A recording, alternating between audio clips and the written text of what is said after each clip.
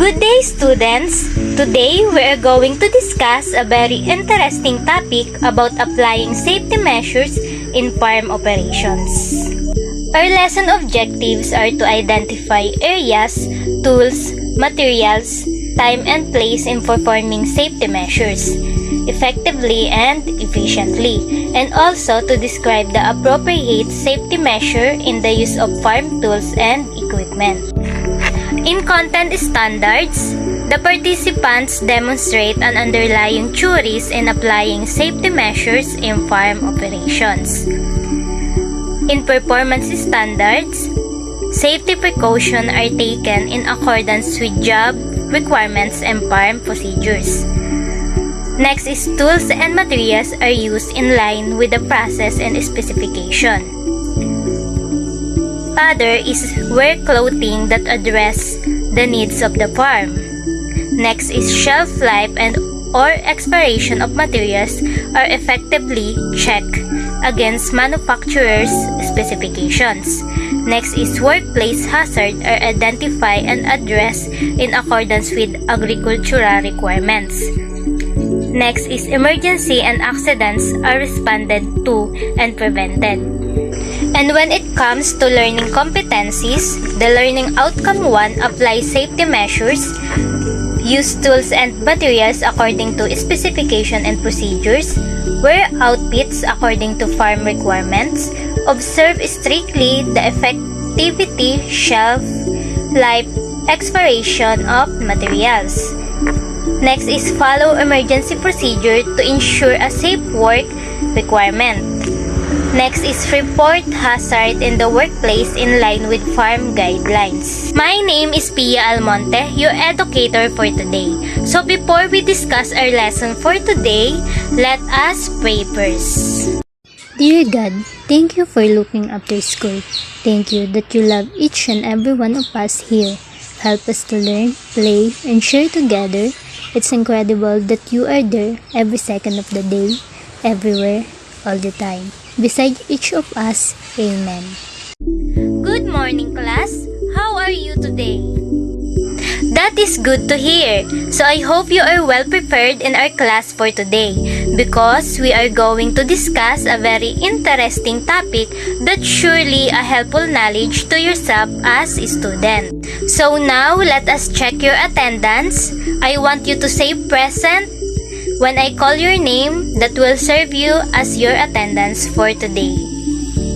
So before we proceed, get your assignment and we will check it now.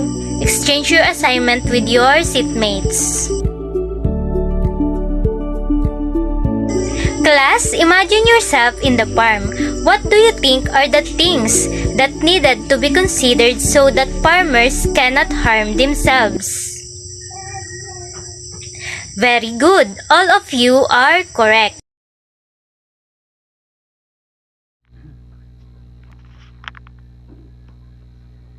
So, for our continuation of our discussion for today, we discussed the letter C, which is lesson wrapper, and also all about the applying safety measures in farm operation. For the information sheet 1.1, applying appropriate safety measures while working in farm.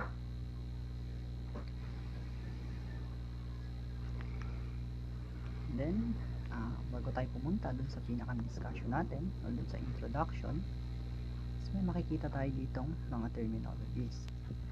Una is safety.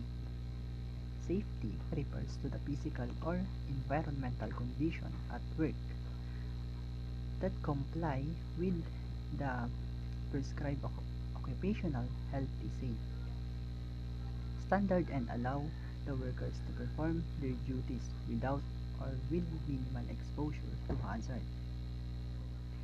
Occupational safety refers to the method used in the manufacturing and labor process. Health is a sound state of body and mind that enables worker to optimize the job normally. So sa cleaning, the act or process of completely removing dirt from the equipment, tools, containers, and farm facilities. Disinfection chemical refers to the cleaning chemical which has the power to kill microorganisms, particularly pathogens. Hazards refers to the possibility of harm or adverse effect on the health of an employee. It is something that might cause injury to anyone at or near our workplace. So risk is the potential that hazard will cause in injuries, illness, and anyone at or near the work. The severity of hazard as well as the duration of frequency of exposure increase the amount of risk. So, pagdating natin dito sa introduction,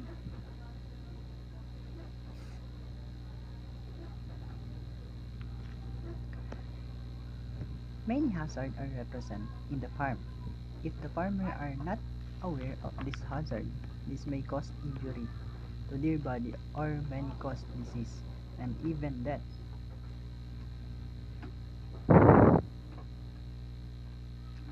Then, farmers should always apply appropriate safety measures while working in farm.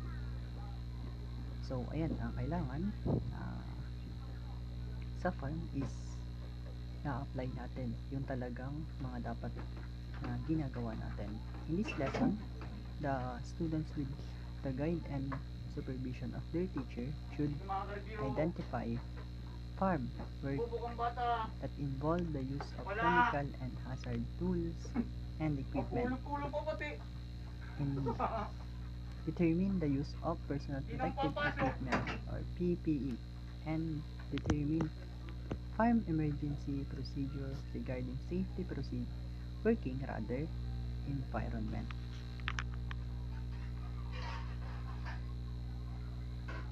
Then next is the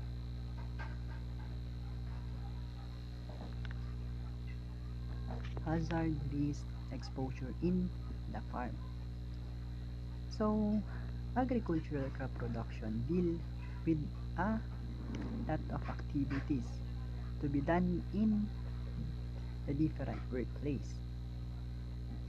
While performing these activities, we expose ourselves to a lot of risk. Workplace hazard is a major cause of accident, injury, or harm to the worker who performs such as tasks. This hazard should be the major concern of all who are involved in a certain job of work. It is important to distinguish hazard, risk, and exposure when undertaking risk management. First, hazard is a potential for harm or adverse effect on an employee's health. Anything which may cause injury or ill health to anyone or near a workplace is hazard. So, risk is the likelihood that hazard will cause injury or ill health to anyone at or near workplace. The level of risk increases with the severity of hazard and the duration of frequency of exposure. Then pagdating sa exposure occurs when a person comes into contact with hazard.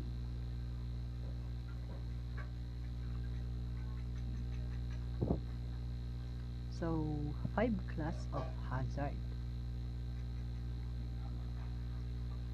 Hazard are classified into 5 different types. Sabi ko nga. Then, yung pinakauna natin is yung physical. Physical includes floor, work, platforms, step, ladder, fine, falling object, slippery surface, manual handling, lifting, pushing, and pulling. excessively loud and foliage noise, vibration, heat and cold, radiation for lighting, ventilation, and air quality. Next is the mechanical and or electrical. Electrical includes electricity, machinery, equipment,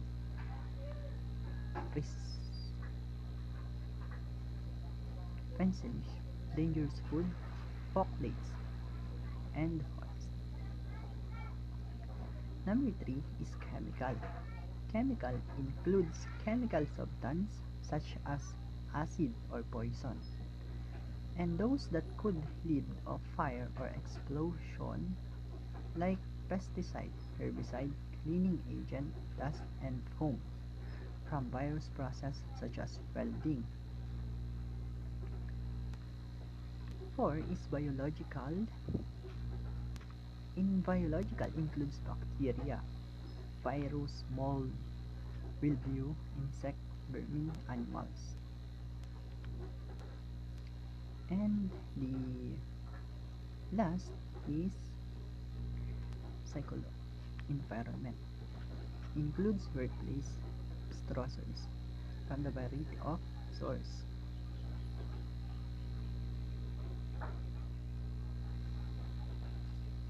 Farm emergency procedure.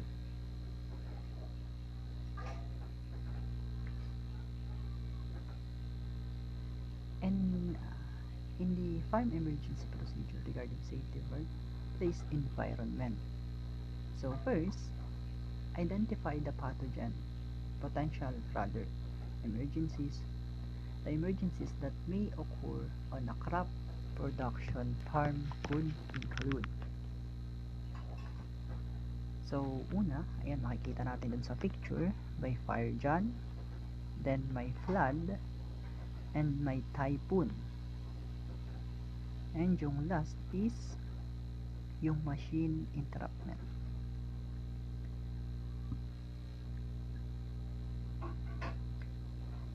Next is electrical shock, snake bite, spider bite, chemical exposure, farm injuries.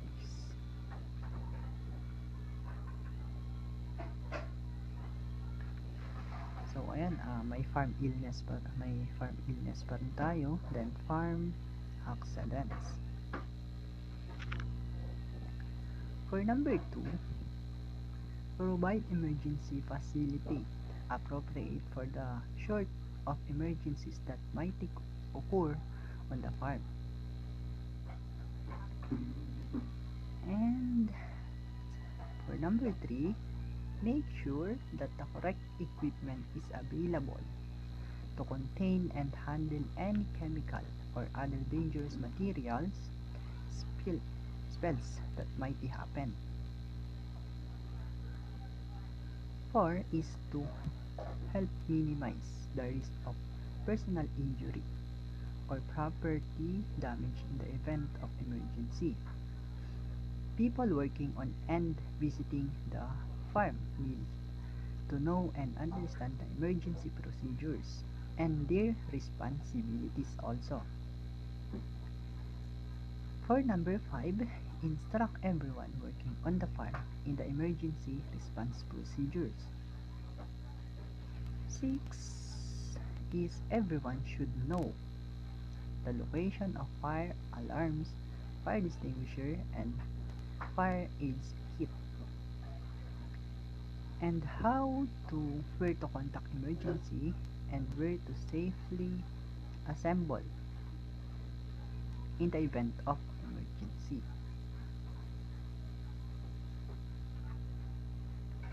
And for our last part of this discussion, the following factors may increase risk of injury or illness for farm workers. So, number 1 is yung age. Injury rates are highest among children, age 15 and under the adult over 65. Then sa number 2, equipment and machinery. Most farm accident and facilitate involve machinery. Proper machine guarding and doing equipment maintenance according to manufacturers.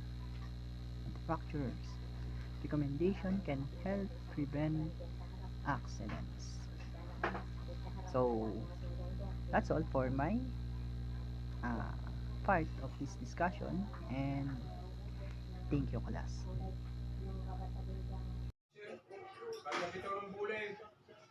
So, before we start our topic for today, so let me introduce myself first. So, my name is Jarvin P. Licardo from BT TED CP3. So, information sheet 1.2. So, farm works that involve using chemicals and hazardous tools and equipment. So, matatakal natin dito yung mga kung paano ma-prevent yung mga hazardous sa isang workplace and yung mga kailangan na tools sa and equipment sa akmang trabaho. So, spraying chemicals. Many different chemicals are used in a farm, including pesticide. These chemicals are used to fertilize and control pests such as insect, weeds, mollusks, etc. Most of these chemicals are applied by spraying.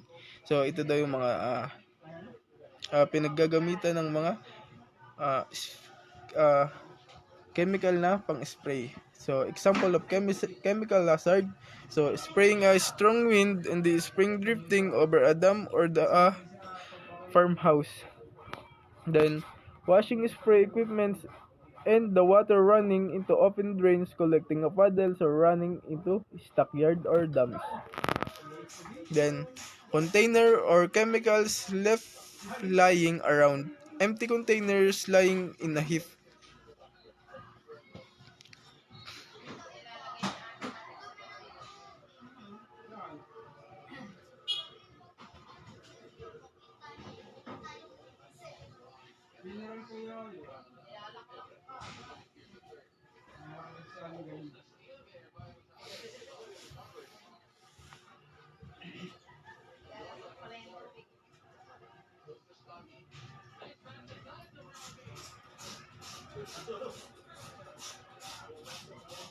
So, number 2, land preparation using tractor. So, victims fall off or are thrown from the tractor, run over by either the tractor or an implement being towed or both overrun. So, safety reminders. Tractors are not passenger vehicles. Use seatbelt when driving tractors. Roofs will protect the operator from serious injuries. Cause of run over accident. So, sudden stop o yung mga biglaang pagpreno, pagtigil, driving over holes, stump and debris, or a sharp turn. How to prevent overrun. So, never allow riders on tractors. Discuss with family members and farm workers the potential risk of riding tractor. It also helpful to post no riders the calls on all tractors to remind other about the policy. Then we have then use a provide other vehicle that allow passengers such as trucks or cars when transportation is needed to field or remote with work sites. So cutting trees using chainsaw. A chainsaw makes light work of felling and cutting up trees, but treat it with respect. A chainsaw can easily slice through muscle or bone. If it kicks back towards you, it's essential to get trained from a qualified person before you use a chainsaw. So, example of chainsaw, hazard. So, chainsaw kickback goes when the upper part of the bar nose contact a solid object or each pinch. This throws the guide back towards you and can cause serious injury. Using a small saw and bar to fill a big tree. Filling large shelter belt trees or trees with a heavy lean or on steep slopes. Filling trees with stem, root, or species prone to splitting. So some ways you can reduce the risk of hazard from chainsaw are know your saw and how to use the safety devices. Wherein use the correct personal safety equipment. You need footwear, boots with steel toe caps. Check the work area for hazards such as branch or tree stumps that could fall. Check that your saw is in good order and adjusted to the manufacturer's specification. Do not overreach or cut about shoulder height. So, personal protective equipment or PPE. Personal protective equipment or PPE can reduce the number and severity of farm work related injuries and illness. Personal protective equipment not only helps protect people but also improves productivity and profits. So farmers and ranchers can share in these benefits by using appropriate protective equipment for themselves, family members, and employees when the job in its potential hazards call for it. So protect your head with hat when performing construction work. Use a sun safety hat to assist in the prevention of skin cancer. So protect your vision with appropriate safety wear. Protect your hearing with acoustic earmuffs or plugs when operating noisy equipment. And protect your lungs with correct respiratory equipment. So we have activity. So for your activity in your notebook, write only the letter of the correct answer. This is appropriate to the given PPE.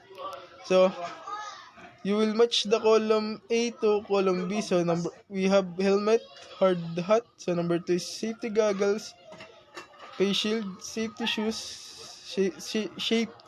safety boots, dust mask, and acoustic earmuffs. So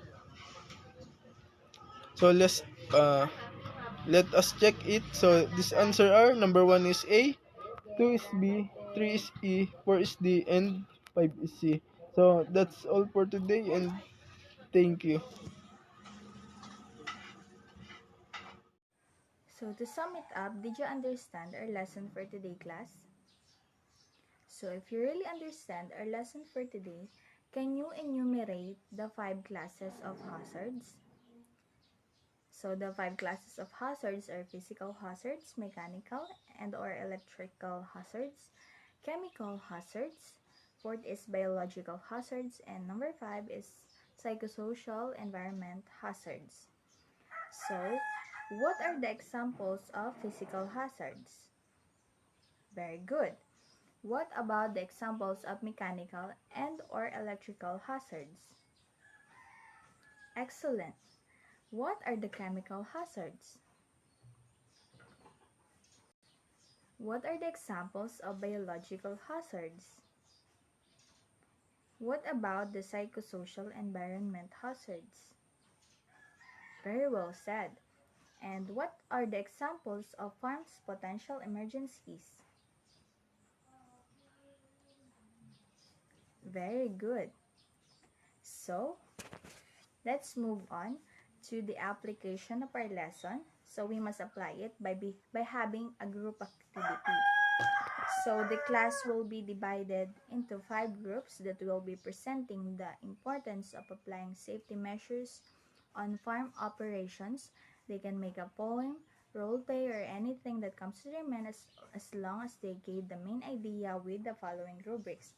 So the rubrics are creativity, 40%, relevance to the topic, 40%, cooperation or unity, 10%, and impact is 10% for the total of 100%.